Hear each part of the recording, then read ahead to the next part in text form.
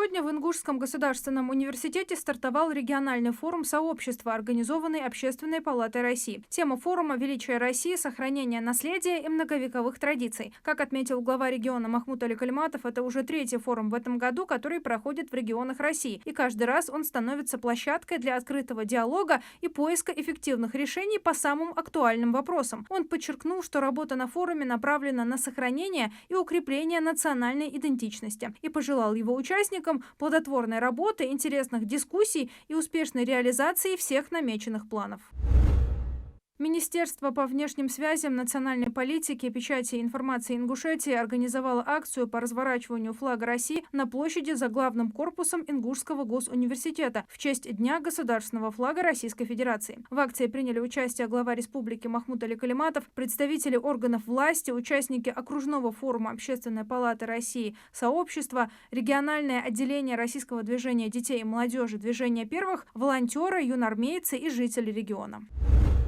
В Ингушетию прибыла делегация специалистов Министерства здравоохранения России, Центрального НИИ организации и информатизации здравоохранения и Федерального фонда ОМС. Главная цель визита – оценить ситуацию в здравоохранении республики и разработать рекомендации по повышению качества и доступности медицинской помощи. Запланированы встречи экспертов с руководителями медицинских организаций, анализ основных проблем и задач, обмен опытом и лучшими практиками.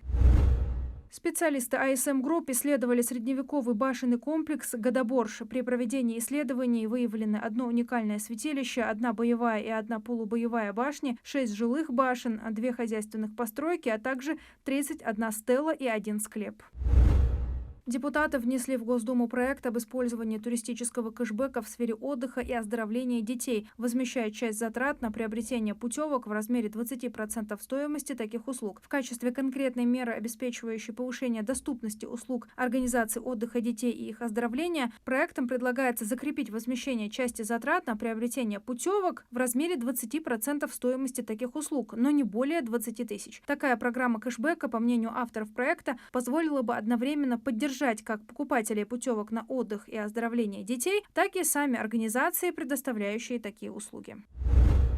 Новый ГОСТ на школьную форму в России может появиться уже в сентябре, заявил руководитель Росстандарту Антон Шалаев. Глава Роскачества Максим Протасов ранее сообщал, что ГОСТ на школьную форму будет принят уже в этом году. Организация также продолжит и исследования в этой отрасли. Согласно последней версии документа, новый стандарт будет касаться как повседневной, так и торжественной одежды для учащихся начальной, средней и старшей школы. При этом в новом ГОСТе не указаны требования к обуви и спортивной форме. Инфляция в России на 19 августа в годовом выражении составила 9,4% против 9,7% недели ранее, следует из обзора Минэкономразвития о текущей ценовой ситуации. Как отмечает министерство, в сегменте продовольственных товаров цены не изменились, а дефляция на плодоовощную продукцию ускорилась на фоне снижения цен на овощи борщевого набора. По оценке министерства, в сегменте непродовольственных товаров цены выросли на 0,14%, на услуги снизились на 0,07%. В июне министр экономического развития Максим Решетников говорил, что прогноз по инфляции на этот год министерство представит в августе, но текущая оценка находится в диапазоне прогноза Центробанка в 6,5–7%. Россияне начали сталкиваться с блокировкой доступа к онлайн-банкингу и платежным картам из-за поправок в Федеральный закон 161. Вступившие в силу поправки обязали банки возвращать клиентам в полном объеме все средства, отправленные мошенникам, если получатель засветился в специальной базе данных Банка России. Для некоторых граждан перевод, поставленный банком под сомнение, или внезапно полученная СМС о блокировке вылились в потерю доступа к дистанционному банковскому обслуживанию сразу во всех кредитных организациях. Представители кредитных организаций отмечают, что ограничения не на их стороне. Онлайн-банк блокируют по причине поступления информации от регулятора. То есть реквизиты появились в списках ЦБ на ограничения и блокировки. Юристы отмечают, что у граждан, не согласных с блокировкой, есть лишь один рычаг влияния – обращение в суд.